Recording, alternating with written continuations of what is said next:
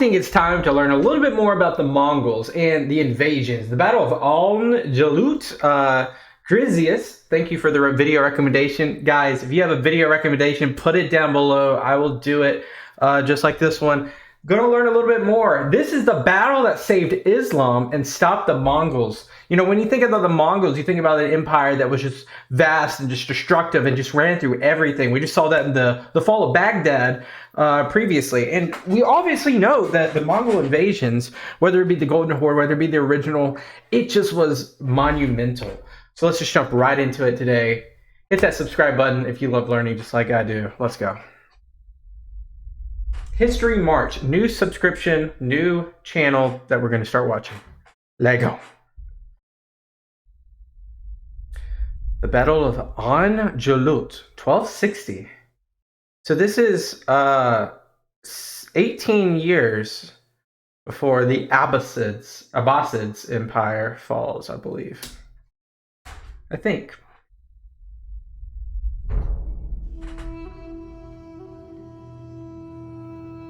In the 13th century, a new power emerged on the Mongolian steppe, led by Genghis Khan, who mobilized his people for war and conquest.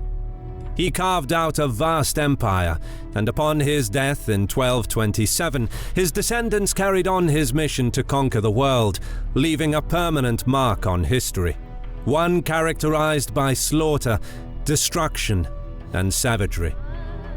Forays into Europe reached all the way into Poland, Hungary, and the Balkans, while the advance into the Middle East brought the Muslim communities to the brink of extinction. Now, the Mamluk Sultanate stands as the last bastion of Islam against a feared Mongol horde. The battle that will change the course of history is about to take place. But first, a big thank you to Raid Shadow Legends for sponsoring this video. Looking Raid still in most concert, trained in Egypt. The Mamluks were a warrior caste of slave origin. All right, we're gonna pause. Okay, so slave origin, fought as young boys and raised as professional soldiers. We saw the same thing in the video we just watched. Most were enslaved Turks, and that's where we saw it, the enslaved Turks. Circassians, Egyptian Copts, Abkhazians, Georgians, Albanians, Greeks, and South Slavs. Okay. Trained from a young age as warriors that were very capable in battle, forming a military elite of Ayyubid sultans of Egypt and Syria.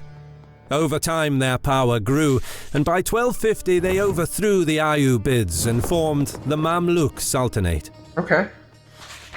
10 years on, as the hot summer of 1260 rolled on, Cairo was the glistening jewel on the banks of the River Nile. Newer city, the city's inhabitants went about their daily routines, unaware that in the palace, 4 Mongol envoys had the full attention of Sultan Saif al-Din Qutuz and his generals.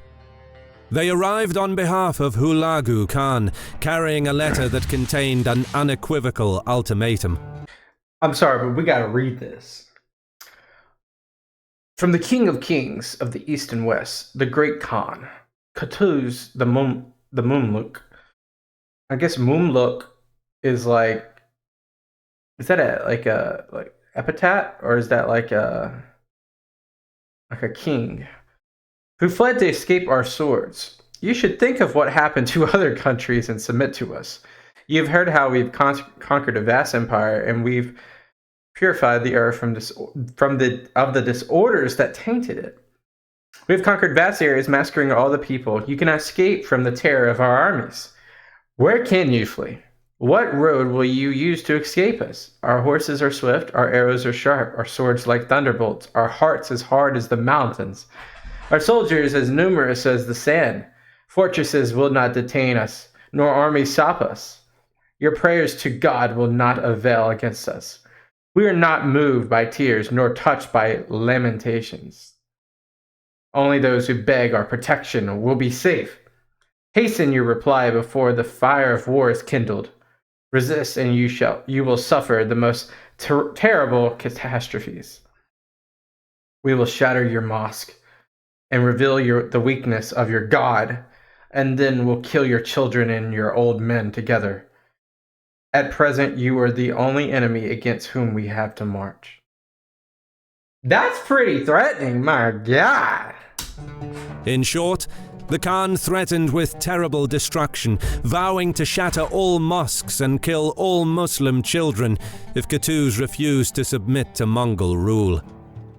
For a time, the Sultan and the envoys looked at each other in silence. Then, Qutuz withdrew to consult with his generals, while the Mongols confidently smirked. The hastily gathered council of war was a grim affair, as the high-ranking officers reminded Qutuz of the sobering Mongol advance into the Middle East. Over the past 35 years, the unrelenting advance of the Mongols brought destruction to the Islamic world. Countless cities were leveled, their populations killed or enslaved. Finally, the great Khan monk, grandson of Genghis Khan, gave his brother Hulagu command of what could have been the largest single army ever assembled by the Mongols, ordering him to conquer. I wonder how many people were in that army. The remaining Islamic countries of the Middle East and North Africa. Dang. In 1258, they 1258, not 78. 1258 is when they marched on Baghdad. marched on Baghdad with 15 tumans, equal to 150,000 troops. So this is after Baghdad. The Abbasid Caliphate, although no longer the center of political power in the Islamic world, was still its intellectual heartland. In February, the Mongols took advantage of the treachery in the Abbasid court, as well as Caliph's own foolishness, and cunningly captured Baghdad, a city of 1 million inhabitants, effectively putting an end to the once glorious Abbasid Empire. And they didn't just capture it, they just destroyed it. They burned, they killed, they did horrible atrocities, they sieged it, they flattened it. They, like, anything, like, Baghdad was obviously like the pinnacle of like Arab golden age in terms, there's a better words to use right here, but TLDR, this city held so much prominence within the Arab world, whether it be the House of Baghdad, the House of Wisdom, the books, how they use paper to start translating all this stuff from Greek. And we just watched this stuff. Like, this was the epicenter of Arab intelligence. This was the epicenter of the world of Islam. And they just ran through it. However, a much weaker Abbasid Empire at the time. So let's keep watching. Hundreds of thousands of people were put to the sword or sold into slavery. The city sacked and burned to its foundations. The Grand Library of Baghdad set on fire. The ancient irrigation systems destroyed, with the devastation so extensive that agriculture took centuries to fully recover. For those of you who want to learn more about the Abbasid Caliphate, one of the greatest empires in history, an old friend, History Time, has just released a great video that covers the rise and fall of the Abbasid Caliphate in Dude, is this what we just watched? I think we watched Epic History.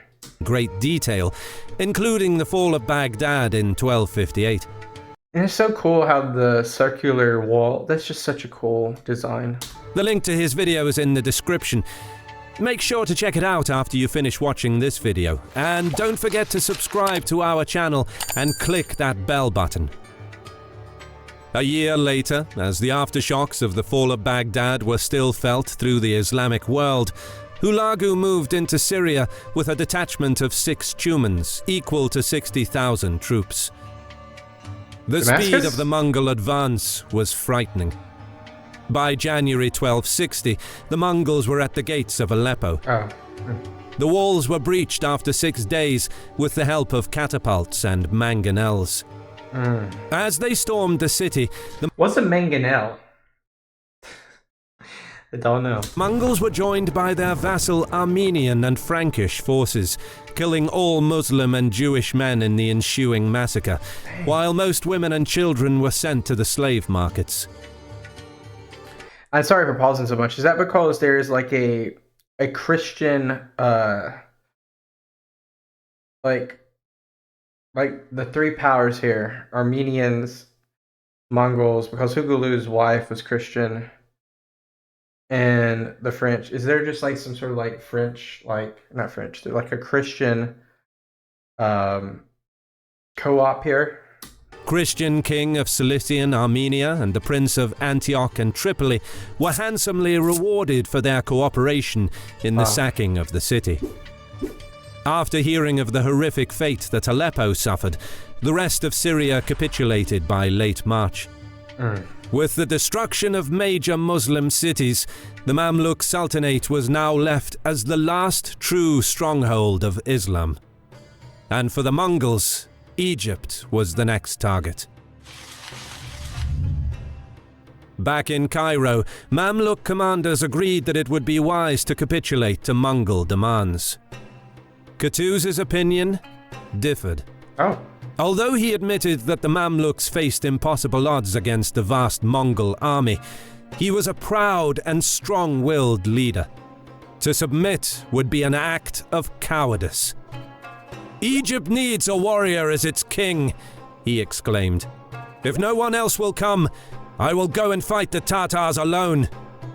And with that, the Sultan ordered the envoys seized, cut in half at the waist, then decapitated, and their heads displayed on Cairo's imposing Zuwilla Gate. Jeez. Okay. He wants to smoke. Qutuz's message to Hulagu was irrevocable. The Mamluks will not bow to the invader. Is it Hulagu or Hulagu? The killing of envoys enraged the Khan, and the preparations for a full-scale war began at once. Qutuz had a difficult task ahead of him. He was vastly outnumbered. The Mamluk Sultanate was divided into 24 districts, each charged with supplying 1,000 troops, which placed the total number of Mamluk cavalry at 24,000, of which 4,000 were royal Mamluks, 10,000 were Emir's Mamluks, and 10,000 were more regular troops of various origins. Meanwhile, Hulagu had 60,000 troops across Syria. Nevertheless, Qutuz began defensive preparations. Perhaps most importantly, he could call upon his rival Baybars, one of the best military commanders of his time, to join him, promising to give control of Aleppo to him after the war. Okay. Baybars was of Turkic origin, either a Kipchak or a Cuman. He was part of the Bali tribe that lived north of the Black Sea, and, while still a boy, he was enslaved by the Mongols during their invasion of Europe, and eventually sold to the Ayyubid Sultan of Egypt and Syria. So he kind of knows, he has a little bit of experience with these people. In Cairo, he was educated in accordance with the Mamluk Furasiyu code. He underwent years of extensive military training and received an excellent education.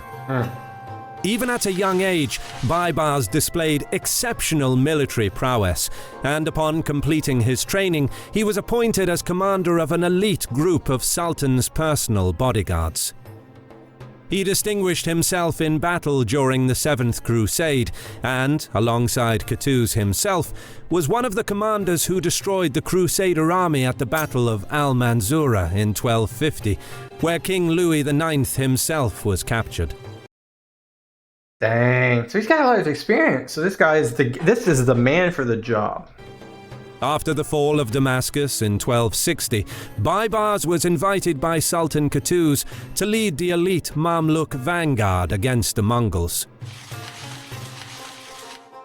As defensive preparations in Egypt continued, word reached Qutuz that Hulagu postponed the campaign against Egypt and withdrew most of his troops east.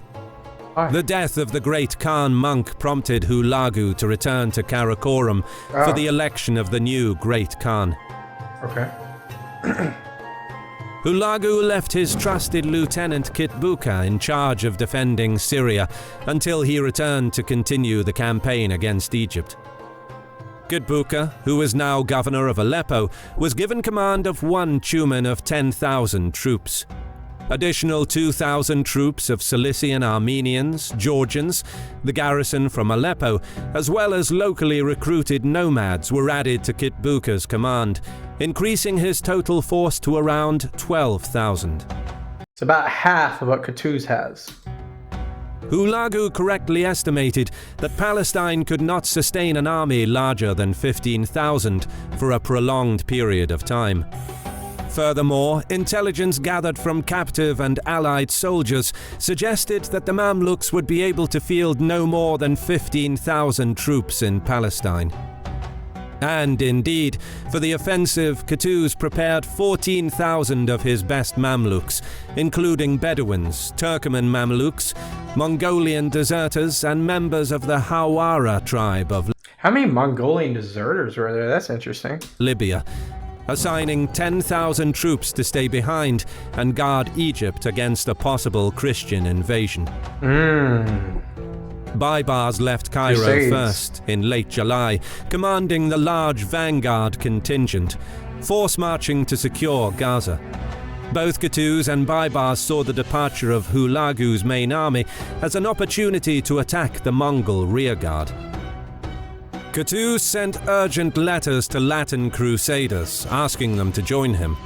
However, the crusaders, fearing excommunication as well as Mongol reprisals, opted for the middle ground by giving the Mamluk army safe passage and allowing them to purchase supplies as they passed through Christian territory. Okay. Once news reached Kitbuka of the approaching enemy, he marched out to meet the Islamic army. Having received reports that Qutuz will pass through Christian territory, he planned to intercept the Sultan. Meanwhile, Qutuz reached Acre and camped outside the city to purchase provisions for his troops.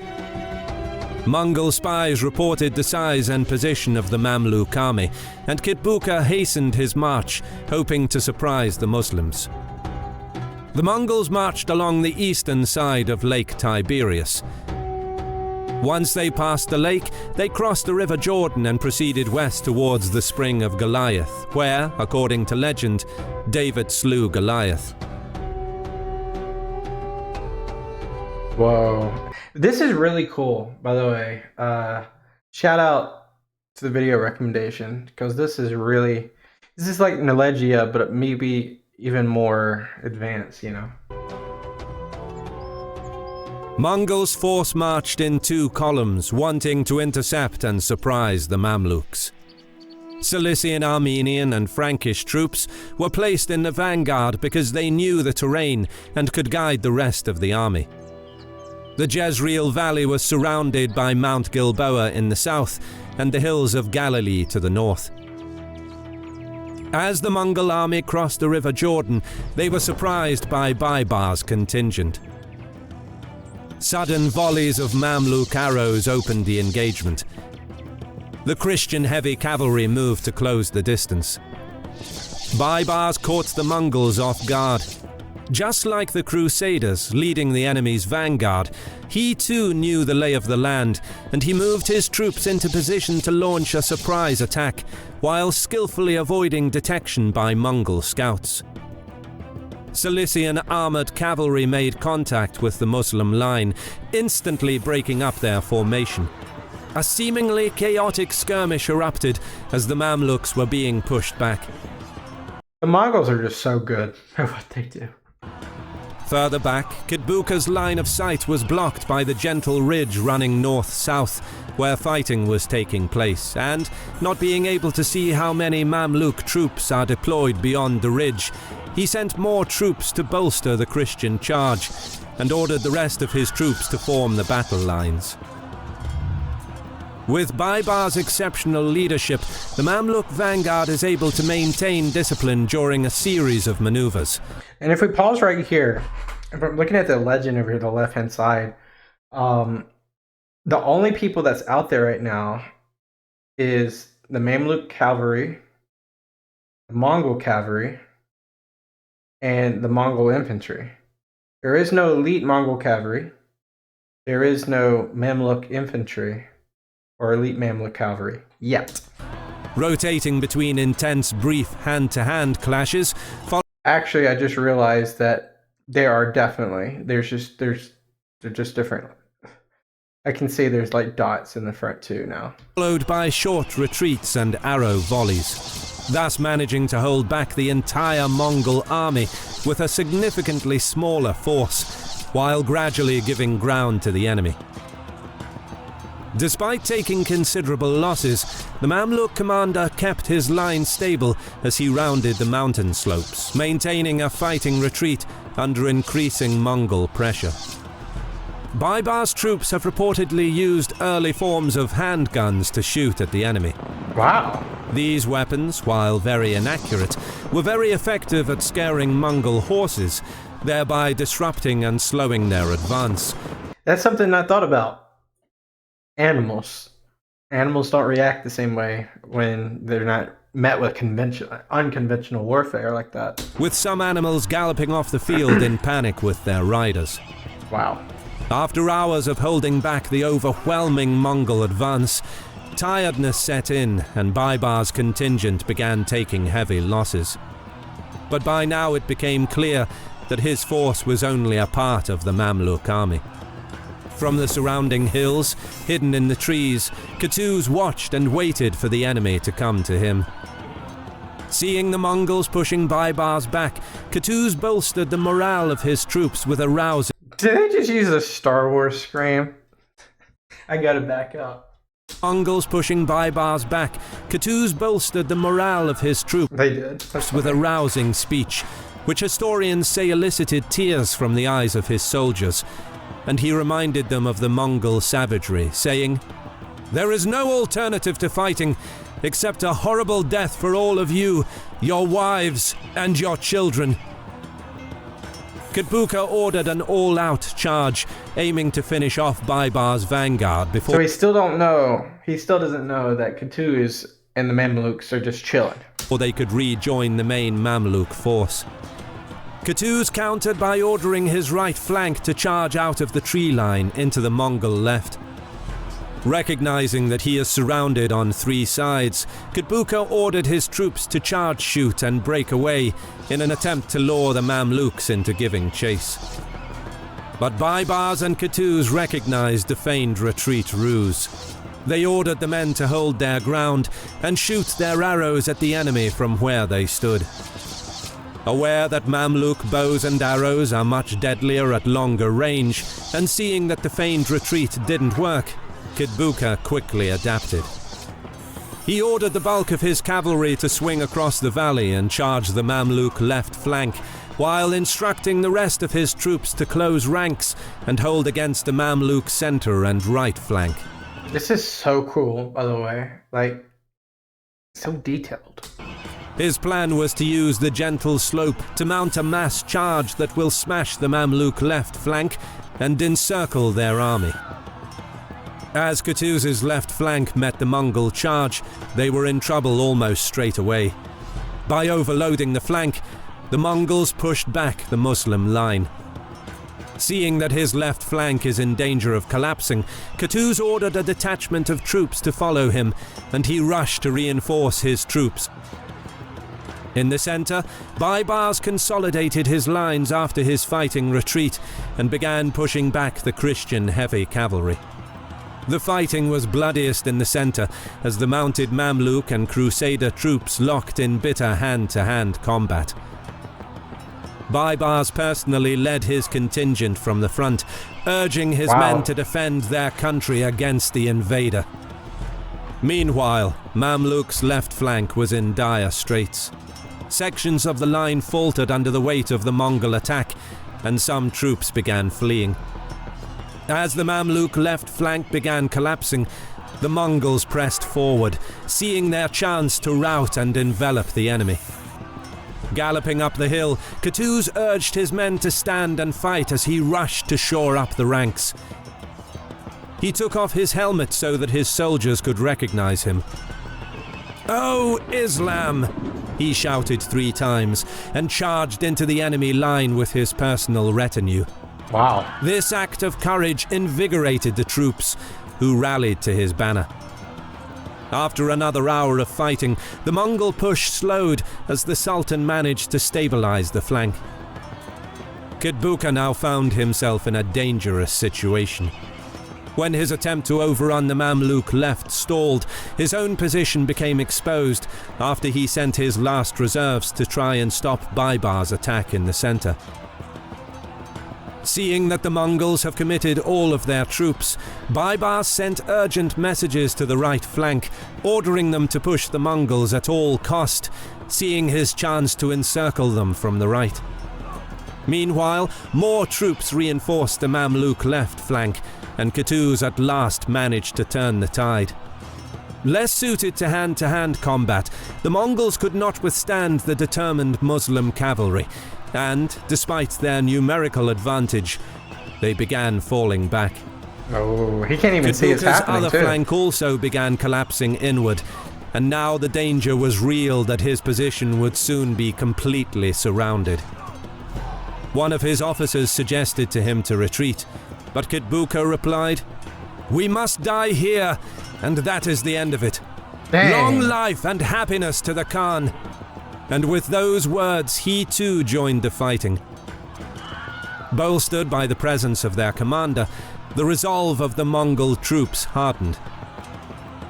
But as the Mamluks encircled the invaders, Kitbuka was captured by Baybars' troops amidst the fighting. By now, the Mongols were tactically outmatched on the field, and seeing their leader fall into enemy hands, they realized that the battle was lost. The rest of Kitbuka's troops began breaking out and retreated towards Besan. On that day, the Muslim army achieved a great victory at Ain Jalut.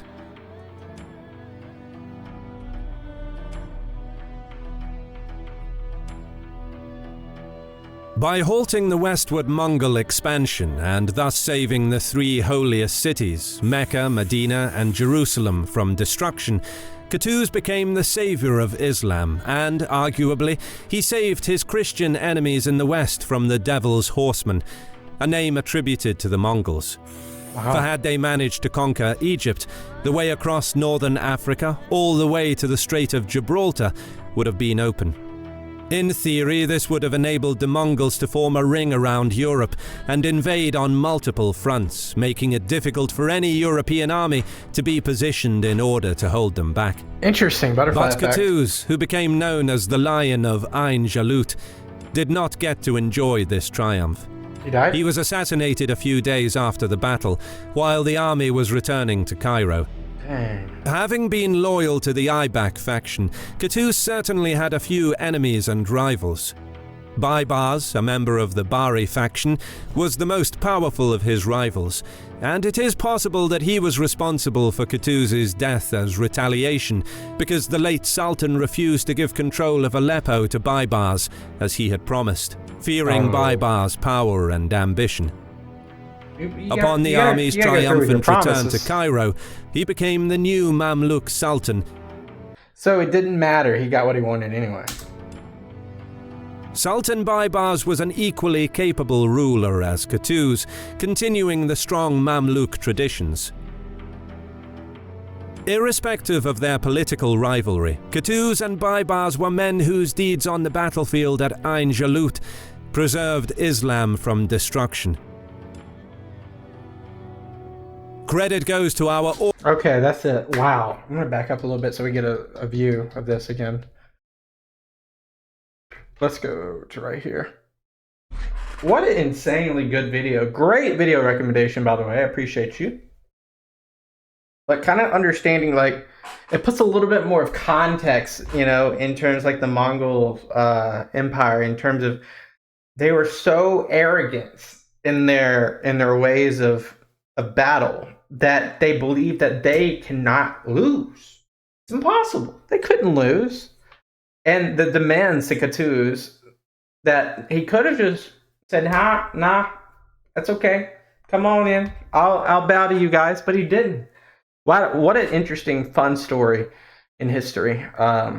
In terms of fun, maybe not too fun for them, but a lot of bloodshed. But Qutuz is definitely a hero for the Mamluk world. because of this. Wow. Thank you guys so much for watching. I appreciate you. If you have a video recommendation of your own, please drop below. If you haven't already, hit that subscribe button. Let's learn together some more. I'll see you next time. Peace out. Bye-bye.